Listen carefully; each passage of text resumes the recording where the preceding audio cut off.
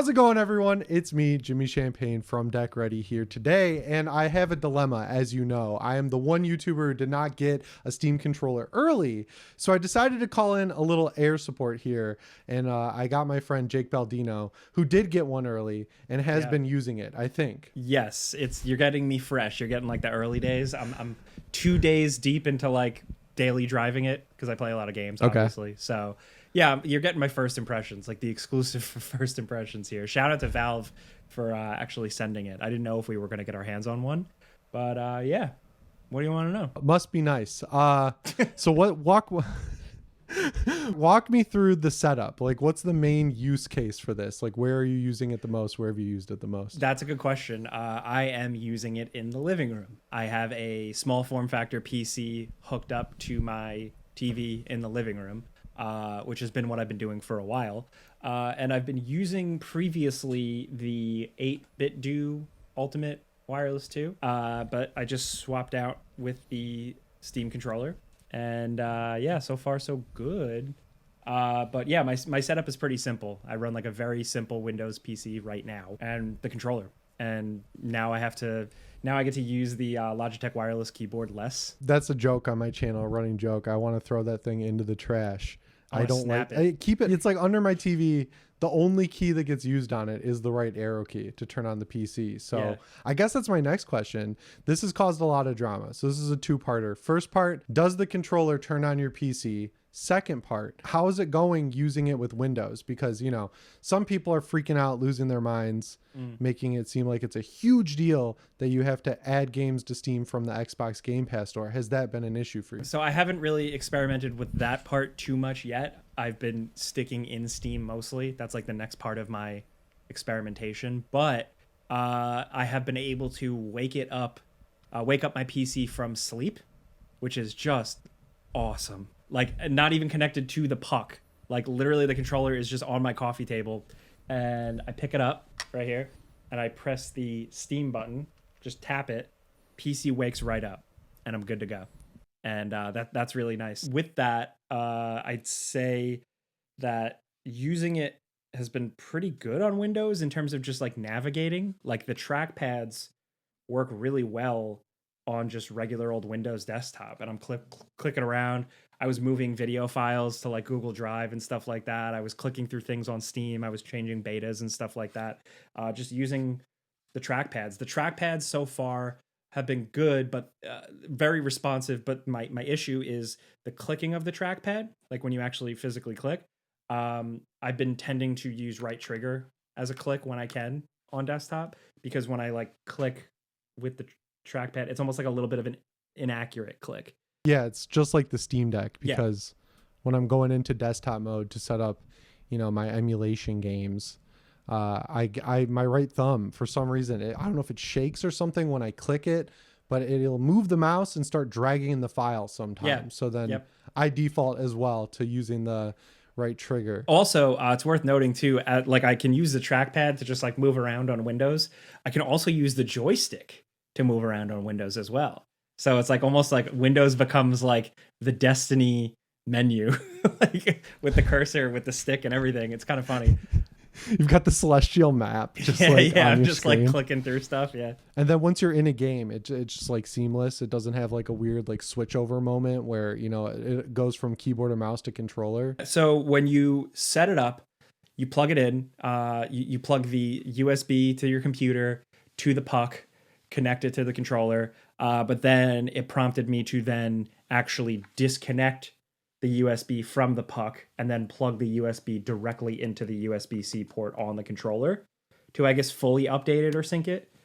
Then it prompted me after that, after a couple seconds, it said, okay, take it out of the controller, put it back in the puck, and you're good to go. And that was it. It was really quick, super easy. And yeah, it's been full speed ahead. Firing up games has been no problem so far. Again, just sticking with Steam, but also it fires up big picture mode really quickly. You press the main Steam button here, and it'll bring up big picture mode, and then from there, it's like being home. You know, it's very easy to navigate. Cool. Well, what games have you tested on it with it? So it's funny. I was playing Mixtape, which is like barely a game. Like, no disrespect to it, but in terms of like input, there's not too much in it. You're just controlling a character, so it's been fine. I just started playing a little Tony Hawk, and so far so good in terms of like busting out combos and tricks like input latency and stuff like that. The only thing is, and it's a matter of taste, is stick placement. TMR sticks are great. I know that from the 8-bit do wireless whatever, but the TMR sticks are great, but it's the placement that I think some people are going to just kind of be like, take it or leave it, because it's centered.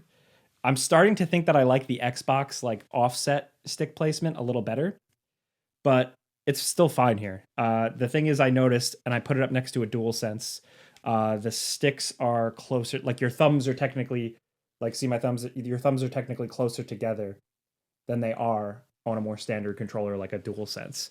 But it hasn't really been too much of an issue yet. I also played a little Crimson Desert as well, and that's been fine, especially because that game has like a weird fucked up control scheme. Yeah, kind of fun. You could map the combos, like some of those insane combos that it starts throwing at you to like back buttons or something. Yeah. Have you messed around with Steam Input or any of that? Not with this, but I've messed around with it a lot with the Steam Deck. So it kind of just, it feels like, all right, cool. I like, as a consumer, I come in just kind of with the backing, knowing I have this army of Steam inputs behind me, and it kind of feels powerful to go into any game. The only thing I honestly also haven't really experimented with is the grip gyro. Yeah, you could. So we did the Friends Per Second podcast last night, and Ralph, aka Skill Up, had a lot of good things to say about it. He said it works really well. He said it's good for like, you know, how you would use it like a gyro in another multiplayer game, another game where you kind of almost activate it and use it as a little fine tuning. It sounds like it works really well for that. I'm excited to try it out with like some of these, you know, indie extraction shooters that I've been playing, like Road to Vostok, that don't have native controller support, but they have Steam Deck presets. Like another one is Surround Dead. It's like an open world, low poly, like zombie survival game.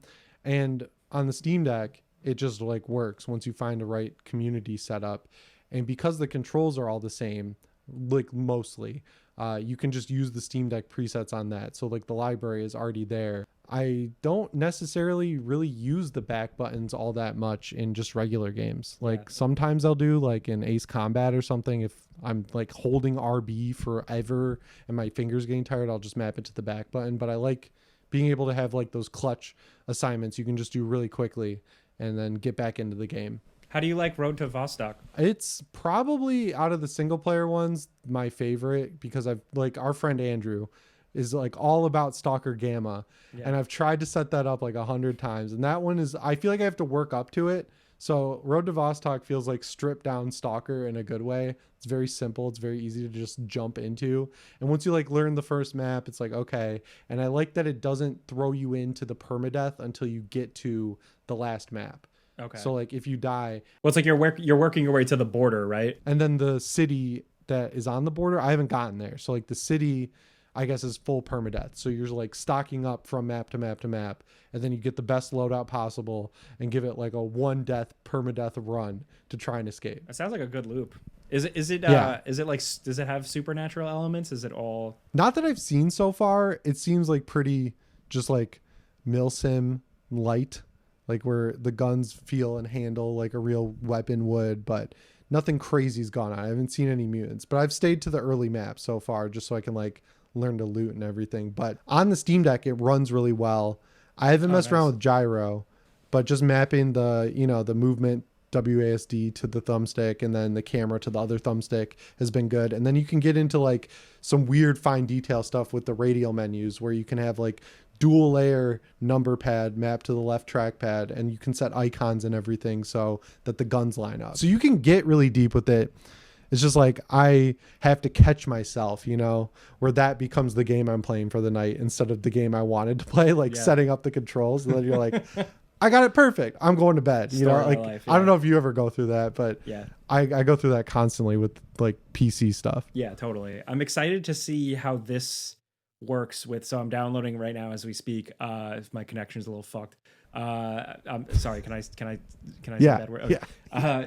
I'm downloading Civ. Because I think that'll be a really good test just for like really trying to push these trackpads and see what I can get out of them. I know it's probably pretty close to Steam Deck. Yeah, are they bigger? They look about the same, just kind of eyeballing them. But I think it'll be interesting in terms of people like me who play a lot of PC games on the couch and they like to play them console style with a controller, where then if you have like an RPG or something and you have more complicated menus, you can take advantage of trackpads a little bit.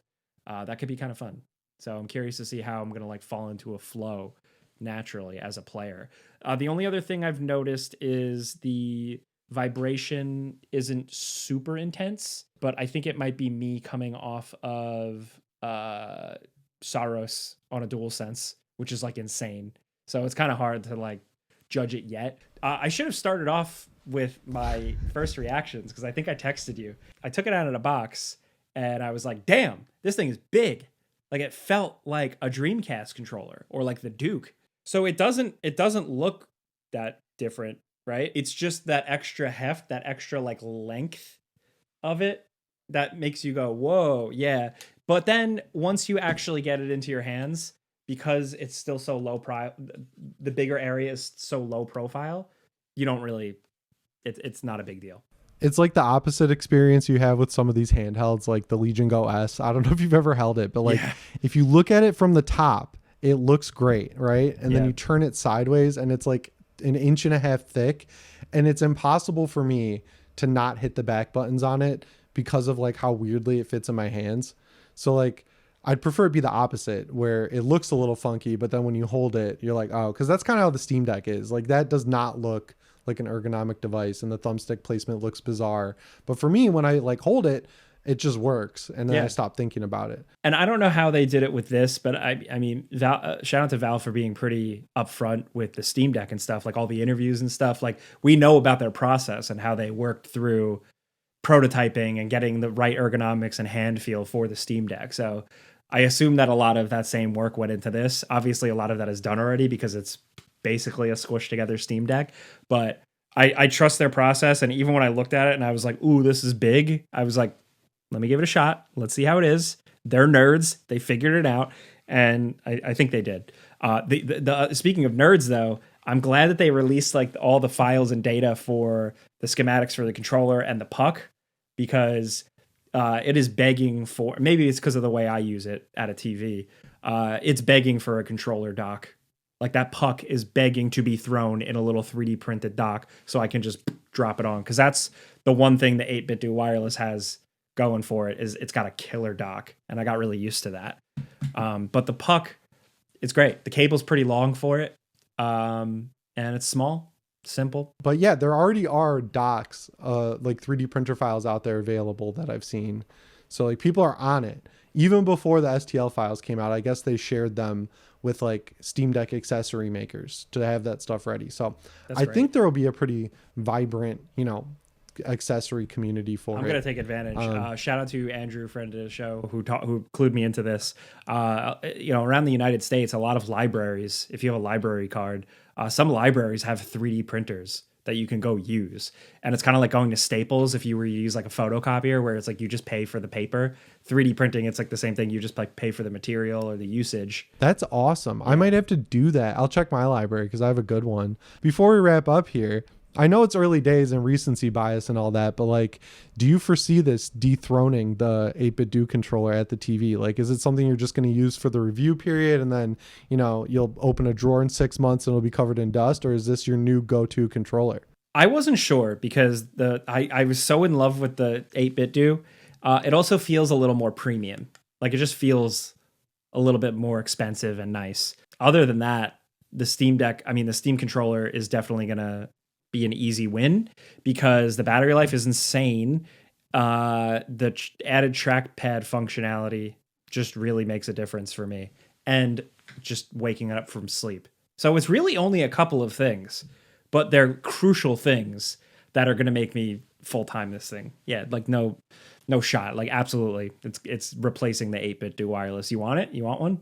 I have 3. I have one at every desk. Nice. What a flex. We got a gamer here. Back in the Elden Ring Night Rain days when I was playing with my brother, I spiked that thing so hard into the floor after dying a few times, and it was fine, and it still works. Great. And I that's the only time I've ever thrown a controller in my life. But I'm a controller thrower myself, but at $100 US, I'm not throwing this. Thank you for being my surrogate Steam controller reviewer while I wait for mine. I was complaining to you this morning that it was still on processing when people are getting them at their house, and then all I had to do was complain because right then it flipped to shipped.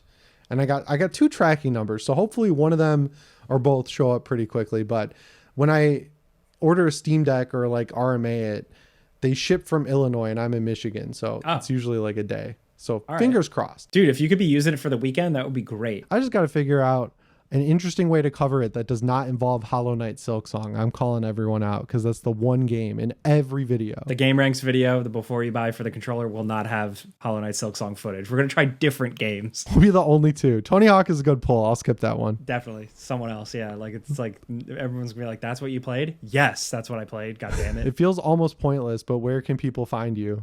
I think they know. No, I could use the shout out. Jake Baldino, JakeBaldino, on YouTube and Instagram. And then I also do videos on Game Ranks. I do Friday news shows every Friday, and I do some of the Before You Buy videos. I started that series. So check me out there. But thank you for your time, and thank you to your audience for listening to me yap. I appreciate it. I'm sure they're really happy to see someone other than me doing these videos. Because someone get this sweaty guy off the screen for another sweaty guy. Exactly. Come on. Cool. All right, guys. Hopefully that answered at least a few of your questions. I tried to pick some from the comments, but if you have any more, I'm going to do my own video when mine eventually shows up. But yeah, that about covers it. So as always, it's me, Jimmy. I'll see you in the next one. Thanks for watching. And of course, shape on.